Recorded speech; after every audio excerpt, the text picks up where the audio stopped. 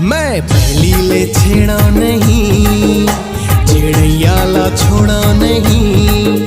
छत्तीसगढ़ में मैं जलवा दिखाऊं, रापची की स्टाइल जिकर मिठाई स्माइल, खूबसूरत वो मॉडल पट्टा हूँ।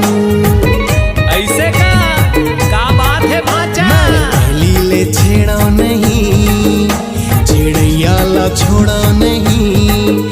छत्तीसगढ़ में मैं जलवा दिखाऊं, रापची की स्टाइल जेकर मिठाई स्माइल, खूबसूरत वो मॉडल पटा हूँ। झंड सर्दी